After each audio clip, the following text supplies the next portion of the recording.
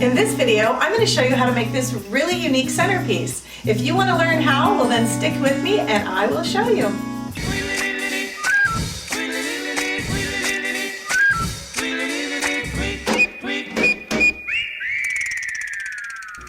What's up, talented and terrific glue dots? I'm Elaine, the Midnight Crafter, and tonight's video, as you saw, is a centerpiece that can be used year-round, which is really great, depending on what flowers and plants you decide to put into it.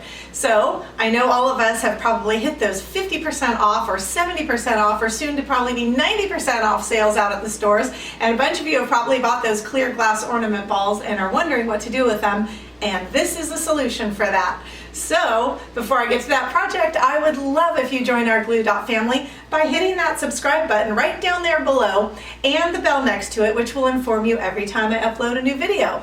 Also, I love hearing from you. I read all the comments. Please let me know if there's something you would like to see, something you'd like to see done differently, or maybe you just want to say hello, because that would be really cool too.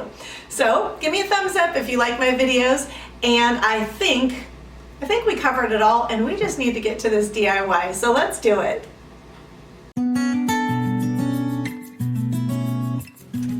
Alrighty, so for this project, we're gonna first just take off all of the tops of these ornaments and just put those aside. We're not gonna need them at all. I don't know if you have another project you might want to use them for. I don't know what, but you never know. You might be able to come up with something. I got these ornaments originally at Michael's.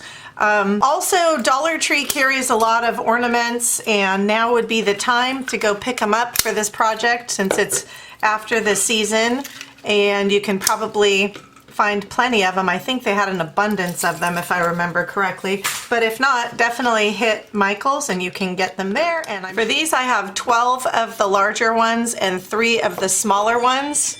And the size on these, it's approximately, the larger ones are just about 3 3/4 inches across, and the smaller ones are about 3 inches across. And these are plastic. You can use the glass ones if you want to. They're usually a little more expensive. What we're going to be doing is gluing these together, and you're going to glue them at an angle. And we're going to make a circle of 9 of them, 9 of the larger ones on the bottom. See where they're going to be attached to each other, and put a little dot of glue there. You don't want too much because you don't want it to show afterwards. So just one little dot is good, and you do want these to be angled kind of down and outwards. So we're not going to be gluing them that way. We want them so that they will rest kind of at an angle. And we're going to continue around, just making sure those are all evenly placed, and see where you want your glue to go. This is a really simple project, but it's one of those projects that people will think, wow, that's amazing and what a great idea and all that good stuff, and you're just kind of laughing because it was so easy to do.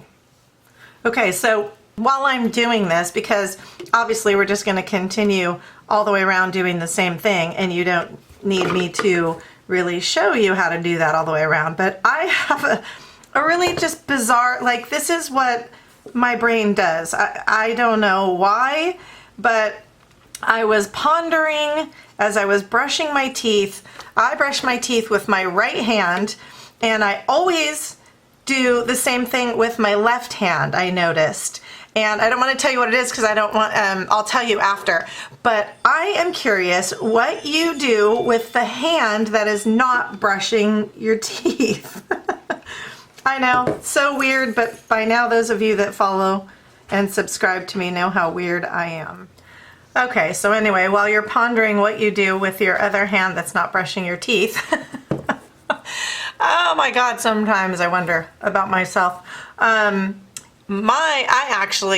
I do, I notice that every time I brush my teeth, it's with my right hand, I stick my left hand in my front left pocket. And I noticed this one day because I was wearing pants that didn't have a pocket, and I didn't know what to do with my hand. So anyway, back to the project here. So I got 5 of them glued together, and I had 8 of them glued together, and as I was bending to get it to put the 9th one in, it came apart, which is actually fine because you do want them to be exactly 9 of them in the circle, and so that will kind of help you with placing. It's just something you're going to have to sort of try out a little bit, and hopefully you can get it like the first time, which I did not, but also try as best you can to keep that a circle in the center and not have it get too elongated or kind of out of shape, because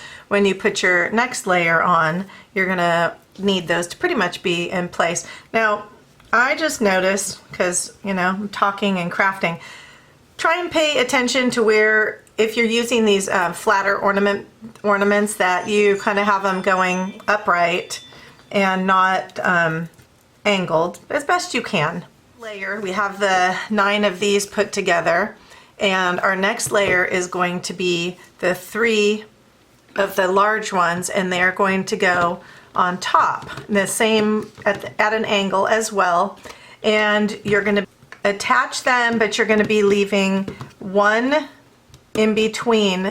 So every 3rd one is where you're going to be gluing that in, which is why we have 9 of them, so that they will be evenly spaced on the top. Okay, I hope that is making sense.